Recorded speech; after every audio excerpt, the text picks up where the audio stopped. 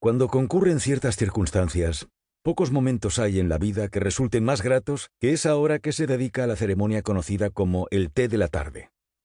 Hay circunstancias en las que, tanto si uno toma té como si no, y por supuesto hay gente que jamás lo hace, la situación resulta placentera por sí misma. Aquellas que tengo en la mente, al iniciar la narración de esta sencilla historia, hacían que el escenario de tan inocente pasatiempo resultase digno de admiración.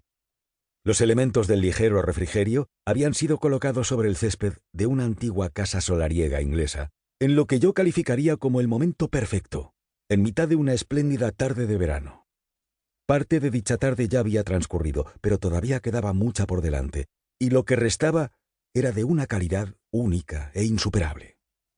El crepúsculo de verdad tardaría muchas horas en llegar, pero la intensidad de la luz estival había comenzado a disminuir.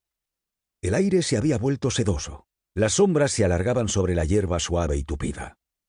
Crecían con lentitud, sin embargo, y la escena transmitía esa sensación del deleite anunciado, que tal vez sea la principal fuente de placer al presenciar un momento así a una hora como esa.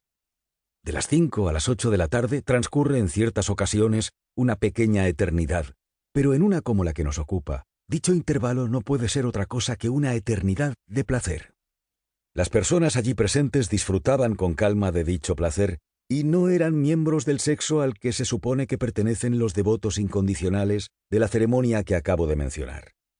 Las siluetas dibujadas sobre la perfecta pradera eran rectilíneas y angulosas, eran las sombras de un hombre de edad sentado en un hondo sillón de mimbre junto a una mesa baja sobre la que habían servido el té, y las de dos jóvenes que pasaban ante él en desganada charla una y otra vez. El anciano sostenía la taza en la mano. Era una pieza de un tamaño inusual, de un modelo distinto al del resto del juego, y estaba pintada con brillantes colores.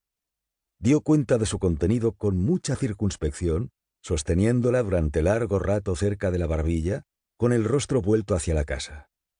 Sus acompañantes, que o bien ya habían terminado el té, o tal privilegio los dejaba indiferentes, fumaban cigarrillos mientras proseguían su caminar. Uno de ellos, de vez en cuando, al pasar, miraba con cierta atención hacia el hombre de más edad, quien, ignorante de tal observación, descansaba la vista en la fachada de intenso color rojo de su residencia. La casa que se alzaba al fondo de la pradera era una estructura merecedora de tal consideración y el objeto más característico del cuadro tan peculiarmente inglés que intento bosquejar. La mansión se elevaba sobre una loma de poca altura junto a un río, el cual no era otro que el Támesis, a unas 40 millas de Londres.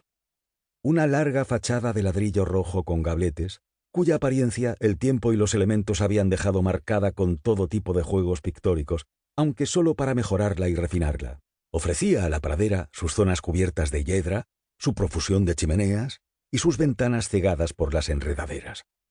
La casa tenía nombre e historia. Al anciano caballero que tomaba el té le habría encantado narrarles todas esas cosas, cómo había sido construida en tiempos de Eduardo VI.